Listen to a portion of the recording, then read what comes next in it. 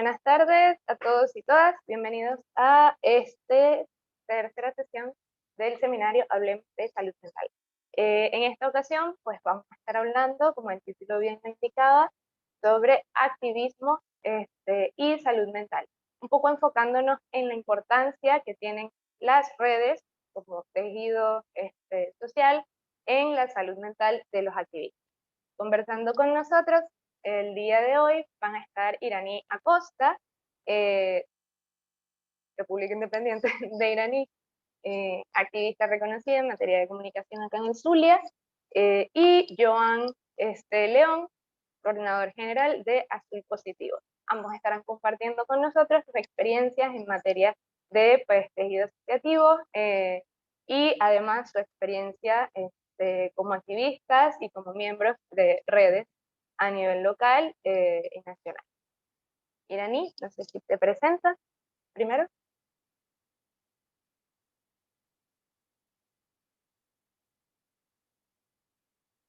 ¿Aló? Te perdimos. Hola, ¿me escuchan? Ajá, ahora sí. Bueno, buenas tardes. Como decía Fabiola, activista de derechos humanos, periodista, además vinculada con Radio Fe y Alegría. Tengo funciones en la coordinación de los servicios informativos de la Red Nacional de Radio Fe y Alegría, además con algunas colaboraciones en varias organizaciones de la sociedad civil, tanto en el estado Zulia como en otras partes de Venezuela. Y bueno, miembro de la Red de Derechos Humanos del Estado Zulia, como activista, no como representante particular de alguna organización en el Estado. Gracias. Joan.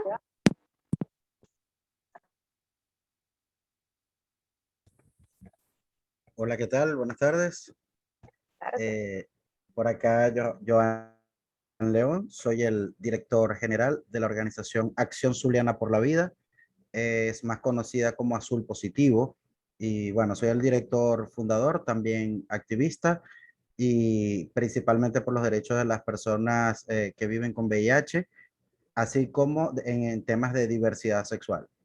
Azul Positivo también forma parte de la Red de Derechos Humanos del Estado Zulia, Redes. Cambio. Sí. Bueno, se me olvidó comentarlo. Rehabilitarte también forma parte de la Red de Derechos Humanos del Estado Zulia. Y bueno, la verdad es que es un placer para nosotras y nosotros compartir en esta ocasión pues con dos queridos compañeros, miembros también de la red. Para empezar un poco el seminario y a entrar en materia de lo que se trata, voy a empezar con la pregunta que siempre hacemos para iniciar. ¿Qué es para ustedes la salud mental? No necesitamos una definición de libro, esta la podemos googlear. Sí nos gustaría saber desde su experiencia y desde su singularidad, ¿qué representa para ustedes la salud mental?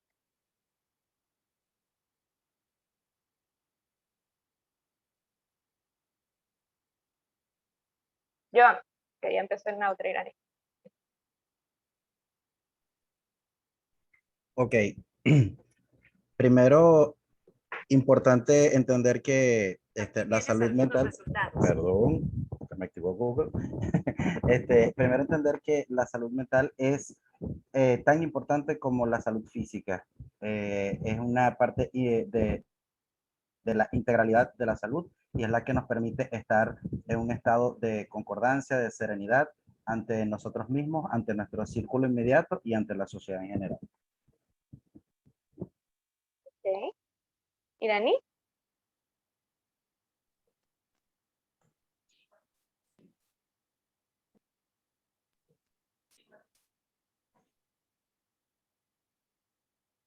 Alocha. Bueno, para mí la salud mental tiene que ver con un estado, con las condiciones que nos permiten sentirnos, actuar, decidir con elementos de conciencia sobre ciertos asuntos, algunas veces que están bajo nuestro control y otras veces no, y en las que interfieren, por supuesto, de manera directa el contexto en el que nos desenvolvemos. Okay. Y bueno, basándonos entonces en sus definiciones de salud mental, ¿considerarían ustedes que en algún momento, a raíz de su línea de trabajo, su salud mental se ha visto afectada? Definitivamente sí. ¿Ok? En muchas oportunidades puede verse afectada. Y anteriormente quizás uno no le prestaba mucha atención.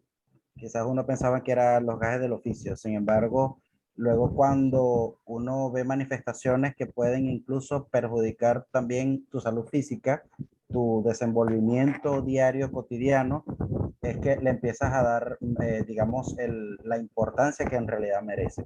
Pero afecta porque las personas, tanto activistas, defensores de derechos humanos, actores humanitarios, cualquier persona que trabaje con personas, que tenga el contacto incluso con la vulnerabilidad, con los problemas de las personas, con los factores de riesgo, es vulnerable también a, digamos, a absorber un poco de esa realidad y perjudicarse en lo personal.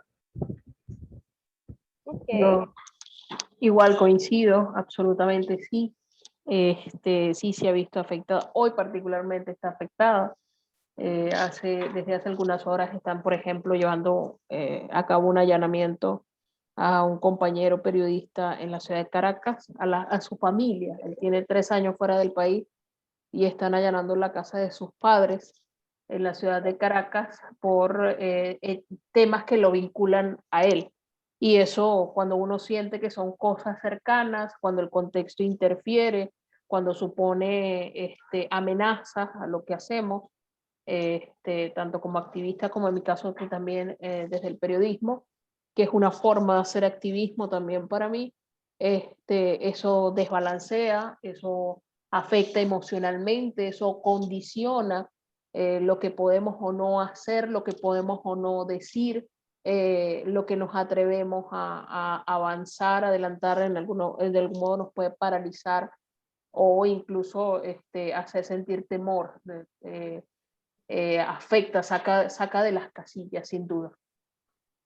Sí, sí, sí, la verdad es que, y esas son situaciones complicadas, cuando percibimos que ya el peligro está inminente, que el peligro está cerca, sobre todo en la línea de trabajo que tenemos, pues que es una línea que a pesar de que, bueno, es muy bonita y se ayuda y se presta un servicio que de verdad representa algo muy valioso para los usuarios y las usuarias, pues a la hora del té, en una sociedad como la que vivimos, pues es una labor que está altamente criminalizada y pues en consecuencia es una labor de alto riesgo. En efecto, pues comparto la opinión de ambos, comparto el sentir de ambos. En ocasiones, más de una ocasión, en particular, pues, también he sentido que mi salud mental se ha visto directamente afectada a raíz de mi línea de trabajo. Las cosas que vemos, las cosas que escuchamos, muchas veces la impotencia que podemos llegar a sentir o la frustración, porque pues no tenemos la capacidad del Estado, entonces realmente no podemos ayudar a lo mejor a todas las personas que quisiéramos o no pudiéramos o no podemos hacer un abordaje a lo mejor tan profundo o tan integral como el que desearíamos. Pero más allá de todo esto y percibiendo precisamente ese tipo de factores como el que comentabas, Iraní, de esa cercanía, esa inminencia del peligro, y como comentaba Joan, que muchas veces no lo notamos, no nos damos cuenta, no queremos prestar atención. ¿Ustedes considerarían que el activismo en un contexto como el que vivimos, situación país, gobierno, eh, puede ser una práctica sostenible en el tiempo en materia de salud mental? Yo creo que sí, yo creo que sí puede ser sostenible en el tiempo siempre y cuando se creen mecanismos de apoyo y de acompañamiento. Para mí eso es fundamental. De hecho, es lo que ha significado la red de derechos humanos por un lado, la red de radios de Fe y Alegría por el otro, la red de medios, es decir, sentirse acompañado eh, es de una significación muy grande, ayuda llevar, yo creo que funciona casi, aunque no es su función principal, funciona casi como los grupos de apoyo que se crean para atender patologías o dramas o problemas particulares que pueda tener la gente incluso en otras áreas de la salud. Pero tiene que ver con contención emocional, con sentir apoyo, con sentir respaldo, con lograr espacios donde uno se pueda sentir seguro, acompañado, acompañada por otros y otras que pueden comprender porque comparten creencias, porque comparten prácticas, porque comparten objetivos, y eso le da otro rango de comprensión. Yo no puedo conversar estas cosas con mi familia, porque supone lejos de alivio, o sea, sí se pueden conversar, pero hasta un nivel, porque a veces en vez de aliviar, supone sumar preocupación y trasladar preocupaciones que uno no sabe si la van a poder manejar, alguna parte la tienen que manejar, otra parte no. Entonces necesitas otros círculos donde poder hablar de manera distendida, hablar con confianza, compartir lo que se siente. Si uno no habla, se lo traga todo y eso va minándonos por dentro y va haciendo que crezca la angustia, que incluso tenga reflejos físicos, como dice Joan, y uno no lo nota hasta que se vuelve inmanejable. Entonces yo sí creo que puede ser sostenible en el tiempo, en la medida en que existan esos apoyos, esos mecanismos y esos espacios de contención emocional e incluso, ¿por qué no?, redes de apoyo para la seguridad propia de la integridad física de quienes hacen activismo, sobre todo en contextos tan complejos como los de los venezolanos, que puede significar un día la cárcel, la muerte, el secuestro, qué sé yo, cualquier cantidad de cosas, ¿no? Sí, coincido plenamente con Iraní, si es viable, no quiere decir que sea fácil. Esto es un camino lleno de muchos retos, es un camino lleno de muchos obstáculos, pero de nosotros dependerá si lo vamos a caminar o no.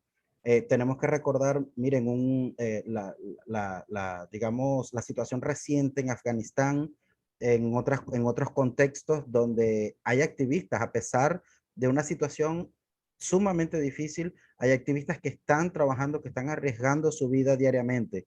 No se trata de arriesgar la vida. Aquí nadie quiere, mire, nosotros no podemos luchar por la vida si vamos a arriesgar la nuestra. Se trata también del autocuidado, como está diciendo Iraní. Y nosotros cuando nos reunimos a veces a conversar, a unas reuniones de trabajo, nos sirven, no lo denominamos como eso, pero nos sirve como un grupo de ayuda, de apoyo. Es importante que entendamos que si bien nos ponemos retos, no somos superhéroes, no somos personas con superpoderes, somos personas que también vivimos en un contexto de crisis, con necesidades, con dificultades, hasta, bueno, hasta en los aspectos más básicos de la vida. A veces nos toca ir a atender a alguna comunidad que nos va a hablar de su problema eléctrico y nosotros pasamos también la noche sin electricidad y tienes un mes que no te llega el agua.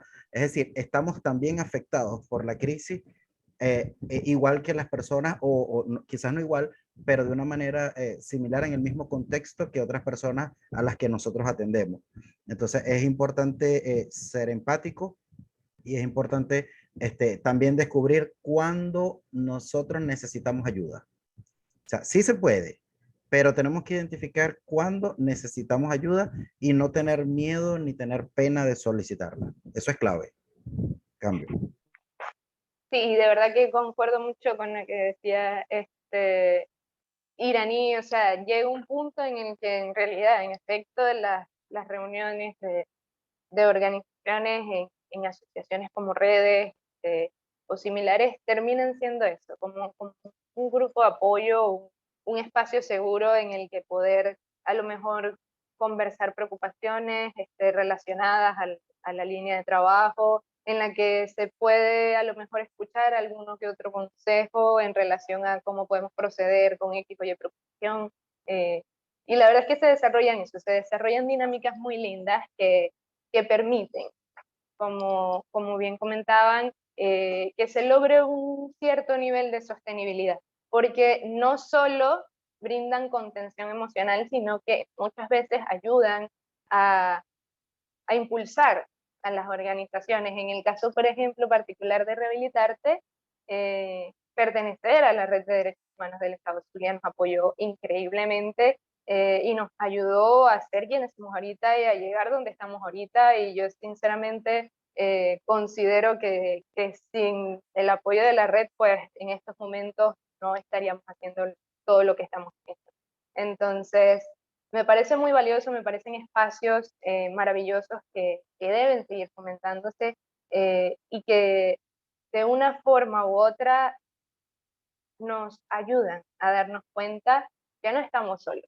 Así como nosotros repetimos y repetimos y repetimos a la gente para la que trabajamos, a nuestros usuarios y a nuestros beneficiarios que no están solos, llega un punto en el que ese miedo del que hablaba Iraní nos termina agobiando y nos hace preguntarnos, ¿será que nosotros los activistas estamos solos? Pero no es así.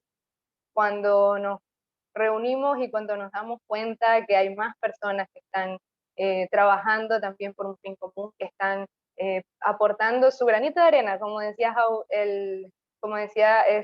Ulises el miércoles, aportando su granito de arena para construir una sociedad más equitativa, una sociedad más justa, entra como ese fresquito, como ese alivio y motiva a seguir adelante.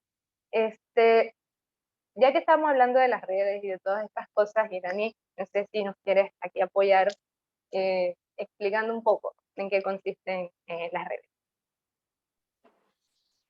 Bueno, entiendo por experiencia y por lo que hemos venido trabajando también con diferentes organizaciones de la sociedad civil, que las redes no son más que una forma de organización, de juntarnos en base a creencias, en base a proyectos, en base a ideas que sostienen nuestras organizaciones o nuestro quehacer. Depende de cómo se configuren, sea de organizaciones de la sociedad civil, o sea de activistas, es decir, de personas, o de lo que se quieran organizar, que lo que busca finalmente es crear espacios de fortalecimiento, espacios de solidaridad, espacio donde podamos amplificar la capacidad de acción y reacción, donde podamos compartir recursos y bueno, en determinadas circunstancias y contextos, si así lo decide quienes participan, pues además hacer acciones conjuntas.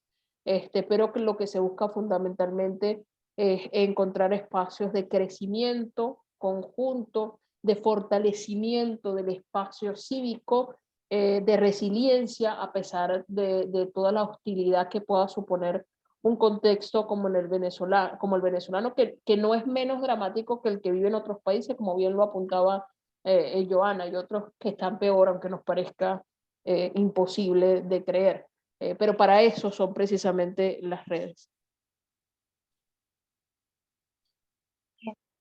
Bueno, parte de la línea que hemos estado llevando en esta ronda del seminario ha estado un poco enfocada en lo que es el aprendizaje vicario, el aprendizaje a través de lecciones, a través de experiencias que los participantes han tenido y nos pueden ayudar a lo mejor a apuntar o a abordar mejor las situaciones que nosotros pudiésemos vivir.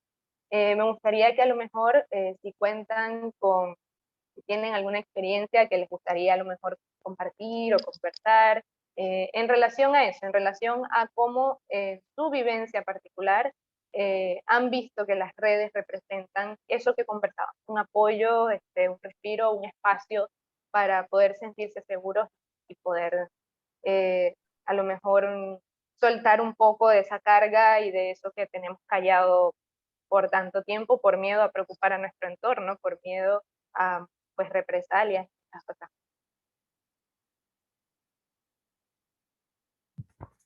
Sí, pues yo podría compartir a raíz de la experiencia que vivimos en Azul Positivo a principios de este año, en el que, bueno, 5 de nosotros fuimos privados de libertad durante un mes. Significó una situación bastante fuerte a título personal, a título grupal y para las familias de cada uno de nosotros. Y cuando salimos en la misma semana, fuimos invitados a conversar con compañeros de la red. Algunos pensaban que yo no quería conversar, que no quería quizás revivir los momentos que vivimos, pero en realidad sirvió como una catarsis, sirvió como incluso para poder agradecer todos los esfuerzos, todas las gestiones que hicieron para que nosotros pudiésemos, para que se visibilizara el caso, para que no quedáramos en el olvido y para que pues se buscara una solución a la injusticia que se estaba cometiendo, ¿no? Entonces, las redes son al contrario de lo que algunas podrían pensar que, miren, vivimos en un mundo en el que cada vez son más reuniones y quienes dirigimos organizaciones, fundaciones, iniciativas sociales de algún tipo, vivimos de reunión tras reunión y a veces como que fastidia, como que molesta, pero ya estas redes son más bien como que un lugar donde podemos tener un punto de encuentro donde si bien nosotros tenemos diferencias en el trabajo que hacemos, diferencias en los temas, en los ejes temáticos, donde nosotros encontramos esos puntos y donde decimos qué podemos hacer en conjunto. Entonces, puede representar para nosotros más bien un respiro, un alivio en medio de toda la situación que puede vivir uno.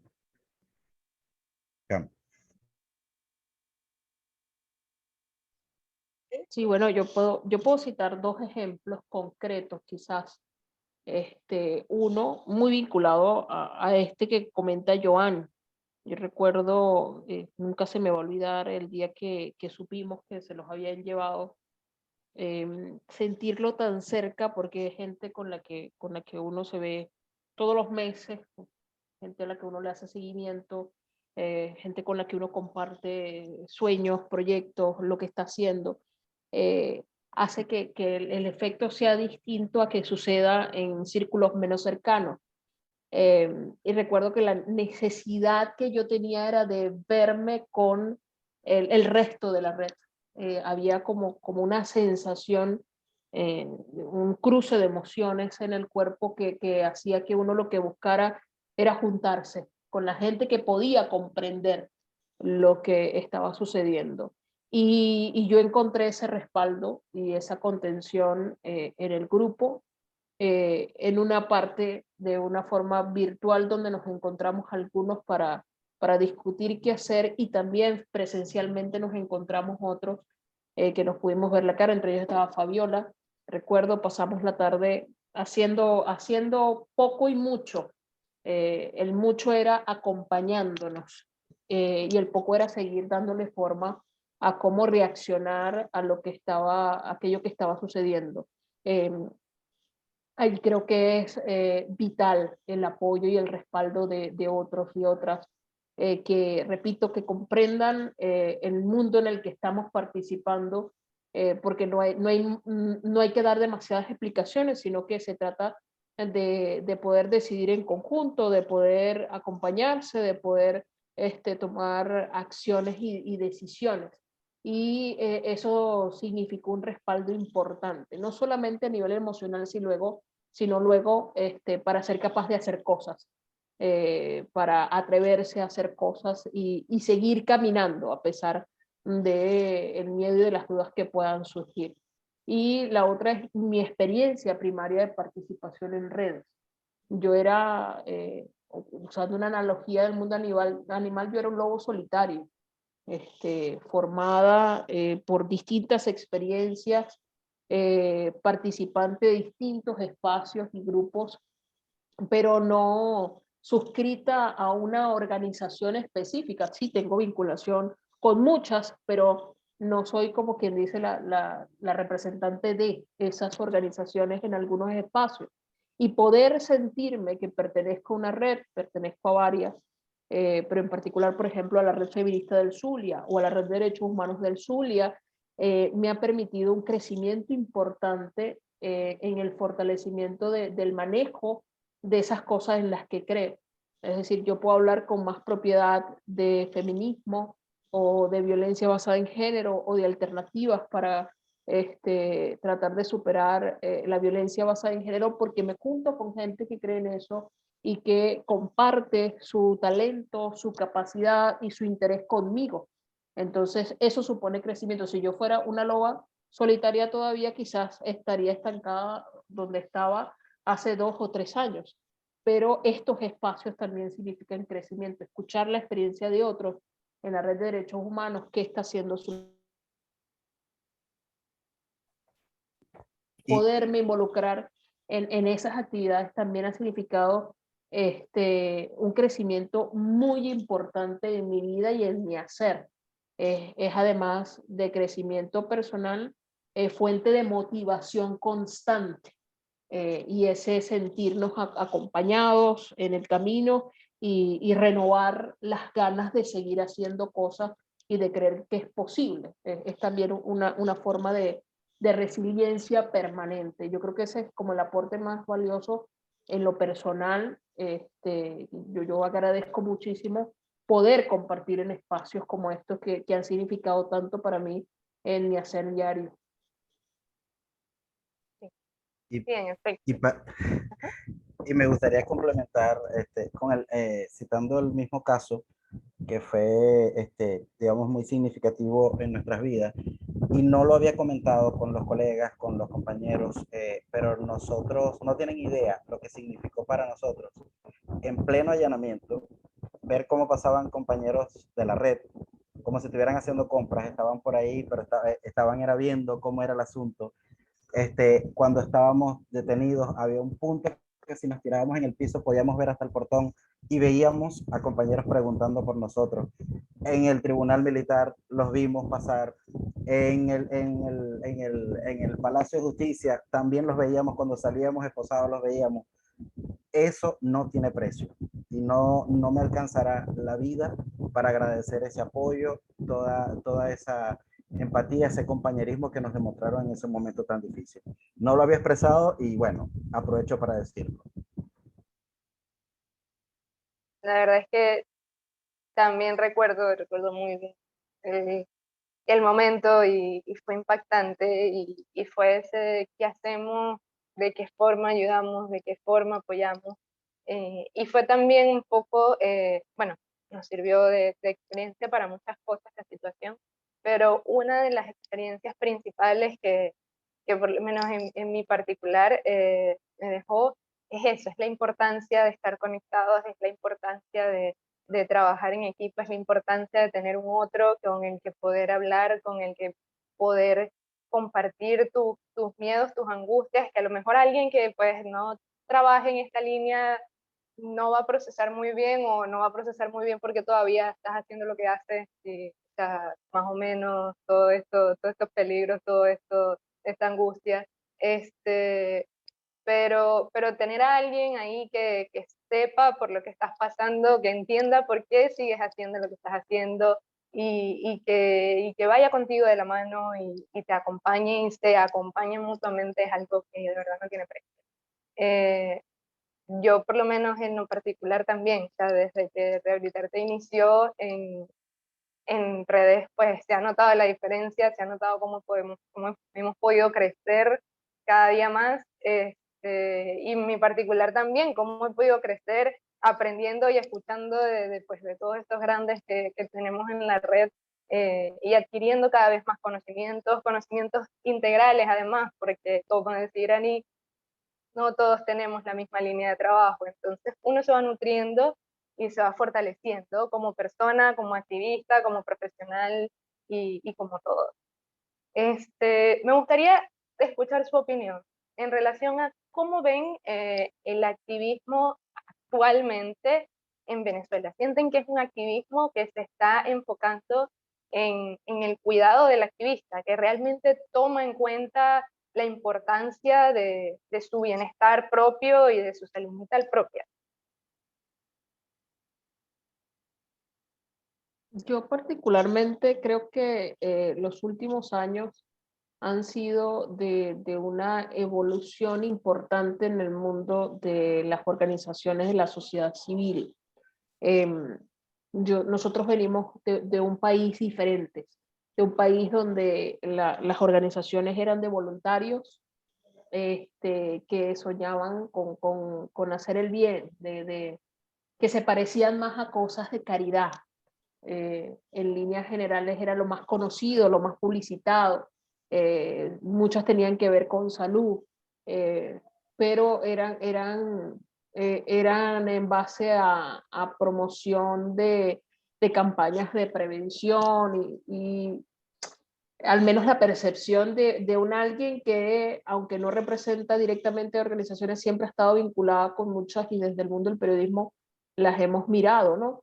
Y ha habido un salto de esas organizaciones que recogen cosas, que donan cosas, que organizan campañas, que organizan formas de visibilizar la lucha contra el cáncer y un montón de otras cosas que son muy valiosas, a una sociedad civil que tuvo que aprender a hacer incidencia real. Y creo que lo que ha pasado con la Organización de Naciones Unidas y la alta comisionada de derechos humanos es consecuencia de eso, de las nuevas capacidades que tuvo que adquirir quienes hacen activismo, quienes hacen promoción, defensa de derechos humanos en Venezuela.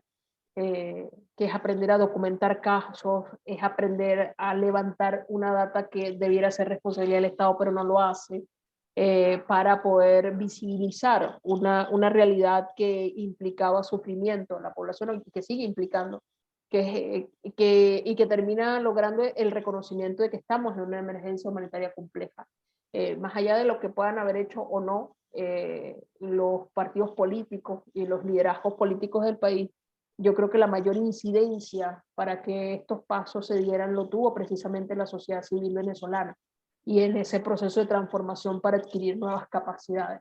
Y creo que seguimos en ese proceso de transformación, ahora intentando entender mejor el contexto que cada vez se vuelve más hostil, y en esa hostilidad que se recrudece también nos va señalando que ahora hay que adquirir nuevas capacidades en cuidado de la gente, en cuidado en todos los sentidos, en su seguridad porque se ve amenazada, su salud mental y física porque se ve amenazada, y porque además el contexto también nos golpea. Somos finalmente ciudadanos y habitantes de este país, y también somos usuarios del transporte público, y también vamos al supermercado, y también padecemos apagones y falta de agua potable cuando toca. Entonces, no es tan sencillo en un país donde hay un índice tan alto de pobreza, como lo revela en COVID, hablar de voluntariados.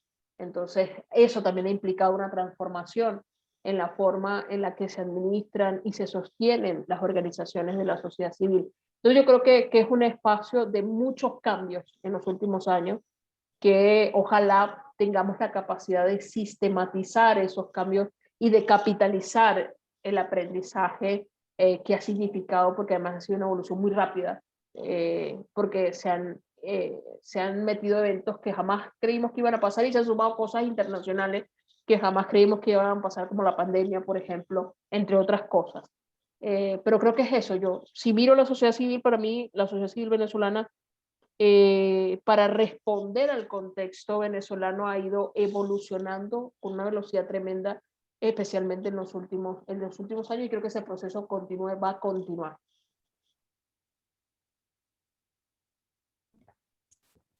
Bien, creo que Iraní lo ha explicado de una manera mejor imposible. Y en los casi, bueno, en los más de 17 años que tiene Azul Positivo, nosotros también hemos podido vivenciar, pues, cómo se han venido dando estos cambios. Y efectivamente, al principio, cuando nosotros empezamos, eran iniciativas muy comunitarias, eran iniciativas que quizás, más desde la caridad, como dice Iraní, iniciativas que buscaban ayudar un poco en medio de la crisis, en medio de las circunstancias, a grupos muy puntuales de la sociedad. En este momento estamos observando cómo fue necesaria una evolución, fue necesario madurar, fue necesario profesionalizar el apoyo que nosotros estamos haciendo, y hemos aprendido, por decirlo en criollo, a los golpes, pues, con toda la situación que hemos vivido en Venezuela, la emergencia humanitaria compleja que vivimos, la situación política que enfrenta Venezuela, la situación económica en consecuencia de esta, la pandemia, entre muchísimas circunstancias que nos ha tocado evidenciar, y nos ha tocado profesionalizar el apoyo que nosotros estamos brindando. Hemos visto una evolución también en el marco de lo que es la globalización, pues. Las organizaciones venezolanas no están solas, nosotros tampoco actuamos de manera aislada.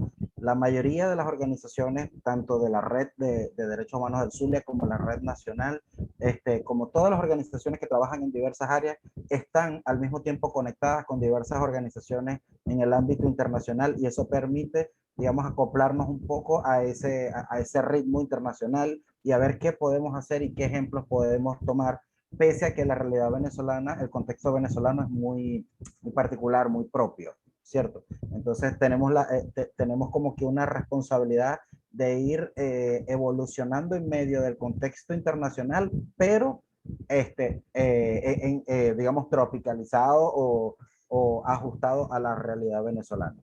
Ha habido un cambio que ha sido inminente, que nadie lo puede negar. Y en este cambio muchas organizaciones murieron, muchas organizaciones llegaron a su fin.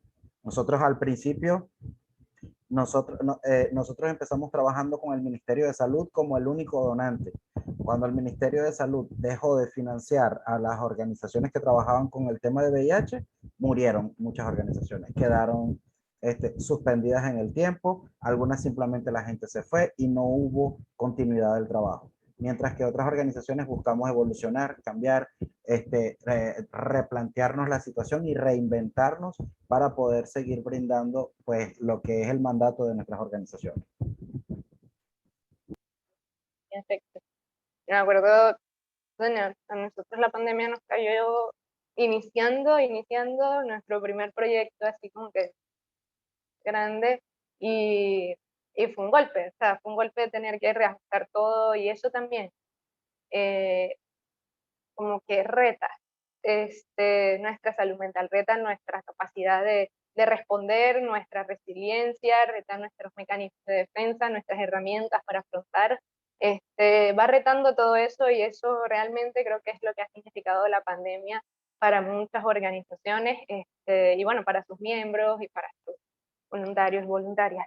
La verdad es que con todo lo que conversaban, o sea, el tema de la emergencia humanitaria compleja, el hecho de que precisamente por ella cada día sea más difícil poder sostener una organización en base a voluntariado, cada día es más difícil poder trabajar para poder brindar un incentivo, aunque sea pequeño, aunque sea menor a las personas que nos colaboran, es complicado y también afecta directamente el tema de la salud mental. Como veníamos conversando en las sesiones anteriores, salud mental no es nada más, pues, si me siento bien o me siento mal. Salud mental no es una cosa que está por allá aislada en un rincón. Es algo que atraviesa al ser humano y se ve afectado por todo aquello que afecta al ser humano. De verdad siento que la sociedad civil venezolana ha demostrado un valor y una capacidad de resiliencia increíble a lo largo de pues, todos estos cambios que hemos tenido que vivir en medio además de una situación que pues, es completamente incierta, añadir más incertidumbre y aún así poder haber surfeado esa ola y haber logrado lo que se está logrando y bueno, y lo que se seguirá logrando también. Es como que bastante alentador y es bastante motivador y nos habla de una sociedad que no está dispuesta a rendirse todavía, que no está dispuesta a dejarse hundir por el malestar, por la dificultad, sino que quiere seguir saliendo adelante. Ya para terminar, me gustaría que conversáramos un poco sobre qué consideran ustedes, qué reflexión o qué a lo mejor mensaje podrían dejar en materia de autocuidado, ¿ok? Para las personas que nos ven o que nos van a ver en YouTube, ¿qué podrían decirles, qué podrían recomendarles para eso, para lograr o para procurar que su activismo sea lo más sostenible posible en el tiempo? Mira, yo recomendaría tres cosas. Una, la primera, aprender a respirar. Nosotros todos hacemos la respiración como un ejercicio del cuerpo que se hace en automático. Hay momentos en los que hace falta tener conciencia de la respiración, de cuándo inhalamos y cuándo exhalamos. Hay circunstancias en las que hace falta pararse y respirar conscientemente. Eso ayuda a calmar el cuerpo y a pensar con más claridad ante circunstancias adversas. Segundo, yo creo que hay que tener también conciencia de que no podemos solos, de que no podemos solas, de que no tiene por qué ser tan complicado. Más allá de las complicaciones que nos pone el contexto, nosotros no deberíamos sumar dificultades, sino facilitar los procesos por nuestra salud mental y física. Y esto es un trabajo que se hace en colectivo, que se hace junto a otros y otras, y tenemos que hallar esos otros y esas otras que nos sostengan, que nos animen, que nos acompañen, que nos empujen, que de vez en cuando nos hagan arrastrarlos también en la consecución de nuestros objetivos. Siempre es mejor ir al menos de 2 en 2 para conseguir las cosas. Y en tercer lugar, y creo que sería hasta el más importante, aunque lo pongo de tercero, es nunca dejar de tener pasiones. Nosotros lo que sea que hagamos tenemos que hacerlo con pasión, tenemos que hacerlo porque creemos firmemente en lo que estamos haciendo. Ser activista, ser defensor o defensora de derechos humanos no es un trabajo, es una vocación. Y no hay otra manera de hacerlo sino es con pasión, con conciencia, con racionamiento y con todo lo que tenga que haber, con profesionalismo y todo lo que haga falta para tener las herramientas para hacerlo bien, pero tiene que haber pasión, si no, esto no se aguanta, no se soporta, o se ve como eso, como algo que hay que aguantar y soportar. Para poder disfrutarlo tiene que ser parte de nuestra esencia, de nuestros genes, de nuestra creencia. Yo diría que esas son como mis 3 recomendaciones: tener claras nuestras pasiones y nuestros intereses en este mundo. En segundo lugar, ir acompañados, buscar con quién nos acompaña en estos sueños y en estas tareas, y aprender a respirar, identificar esos momentos donde necesitamos respirar. Bien, yo quiero complementar la intervención de Iraní con unas recomendaciones de autocuidados que da la Organización Panamericana de la Salud, que me parecen bien importantes y que nosotros, bueno, compartimos con nuestros compañeros de trabajo. La primera es cuidar las necesidades básicas, entender que tenemos necesidades básicas, que nosotros también, tanto físicas como emocionales, nosotros tenemos necesidades que debemos atender. Descansar física y mentalmente. Esto es algo también importantísimo, porque a veces nos conectamos con el trabajo de una manera permanente y es sábado, es domingo, es de madrugada, estamos pensando, estamos creando, hablamos con gente y lo único que hacemos es hablar del trabajo. Tiene que haber un momento de desconexión que digamos, hey, ahora sí vamos a hablar de otras cosas más triviales, otras cosas que nos hagan pensar distinto, que nos hagan relajarnos. Mantener el contacto y la comunicación con compañeros, amigos, colegas, es decir, no encerrarnos, no ser una isla, porque eso es bastante peligroso. Mantenerse en contacto con sus seres queridos. Es importante que, pese a que trabajamos con muchas situaciones críticas, con muchas situaciones difíciles a nivel social, tenemos personas que nos quieren y tenemos personas a quienes queremos y fortalecer esos lazos. Importantísimo también la autoobservación, es decir, entender, mira, ya cuando yo estoy sintiendo esto es porque ya probablemente vaya a tener una crisis. Cuando el cuerpo se me está manifestando, cuando lloro por X circunstancia, cuando aprender a identificar el mensaje que te da tu propio cuerpo para saber que debes detenerte, que debes hacer un stop y analizarte. Limitar la exposición a los medios de comunicación. Esto es importantísimo también. Tiene que haber un momento en que uno debe decir, ya, no voy a ver noticias, perdón, iraní, pero un momento en que uno dice, mira, no voy a ver la noticia de los asesinatos a las 9, 10 de la noche, porque después no voy a dormir, no voy a tener un descanso. Entonces, esto es muy importante. Conformar grupos de ayuda o autoayuda y permitirse pedir ayuda. Eso no está mal. Mira, decir, necesito apoyo, necesito un abrazo, necesito que me orienten, no sé cómo manejar esta situación, tener la suficiente humildad para reconocerlo y pues que eso pueda servir para que nosotros mejoremos en medio de la situación que estamos viviendo. cambio. Y una ñapa, celebrar. Tenemos que ser Celebrar los logros. capaces de celebrar. Nos Totalmente. angustiamos mucho, hay muchas cosas que nos dan dolor de cabeza y nos angustian, también tenemos que ser capaces de celebrar. Sí, sí, en efecto. De hecho, una práctica muy buena y muy recomendable es procurar, cuando vemos que algo sucedió como lo esperábamos o que a lo mejor recibimos información de que algún beneficiario o alguna beneficiaria realmente nuestro apoyo está generando un cambio, o a lo mejor un caso que estábamos trabajando realmente se ha estado moviendo.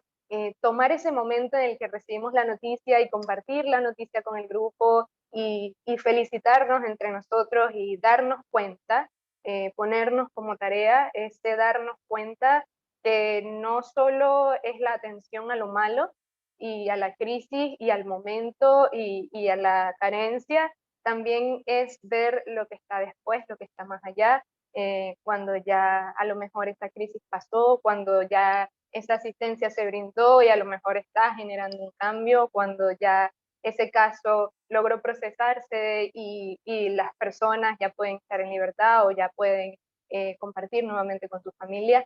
Todas esas cosas son cosas que tenemos que celebrar. Y la verdad es que maravillosa, todas las recomendaciones que dieron.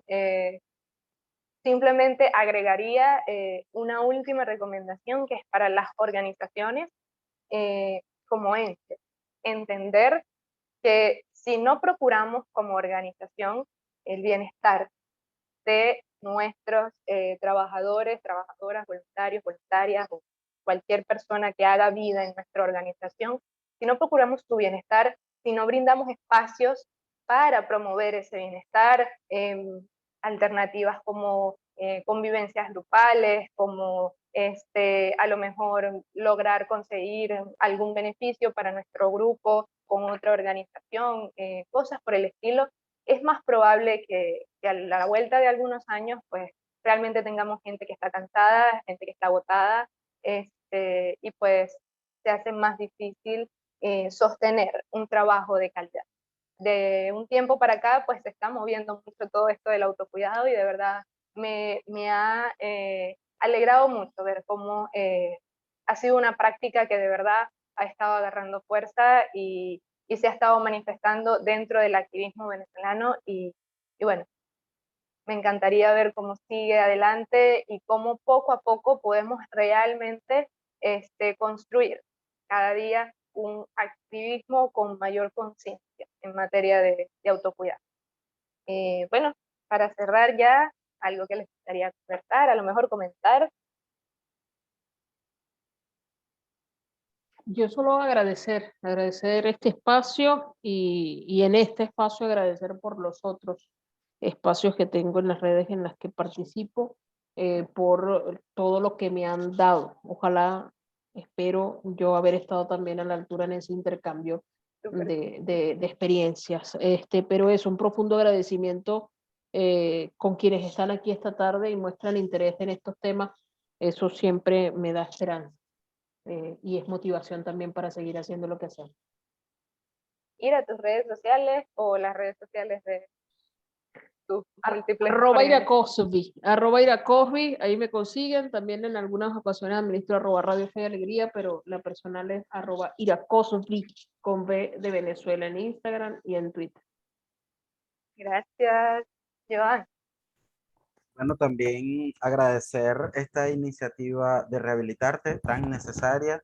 Y bueno, si aquí hay personas representando a organizaciones de la sociedad civil que tomen en cuenta el tema de la salud mental del equipo como uno de los aspectos más importantes, que incluso que lo incluyan dentro de la programación, que lo incluyan dentro de los gastos, que se lo soliciten a los donantes, que haya realmente que se tome en serio este tema, porque nosotros así como podemos ayudar, también podemos causar daño si nosotros no estamos suficientemente equilibrados, si no estamos suficientemente preparados, si estamos muy afectados por la situación, podemos transmitirlo también a otras personas. Agradezco muchísimo esta oportunidad y pueden contactarnos en las redes sociales por @azulpositivo.org. así en todas las redes sociales. Bueno, muchísimas gracias. Más que a la altura, los dos, siempre es maravilloso poder conversar con ustedes, siempre es maravilloso poder tener espacios como estos para discutir, para aprender y bueno, para seguir creciendo. Pueden encontrar en la pantalla los números de atención de nuestra línea de atención psicosocial. Esta línea responde llamadas nacionales de cualquier parte del país. Si son activistas o a lo mejor no son activistas, pero simplemente sienten que necesitan hablar, que quieren buscar ayuda, que se sienten mal por alguna razón, pues siéntanse en la completa libertad de llamar. Ahí los vamos a estar atendiendo de 8 de la mañana a 8 de la noche, de lunes a sábado. Y bueno, a nosotros pues nos pueden seguir por @rehabilitarte en Instagram, @rehabilitarte18 en Twitter y Fundación Rehabilitarte en Facebook. Agradezco una vez más a Iraní, a Joan y a los dos maravillosos intérpretes que nos acompañaron el día de hoy, Yosmeli Primera y Richard Suárez. A todos los que nos escucharon o nos vieron, de verdad, muchísimas gracias y que tengan una excelente tarde. Chaito.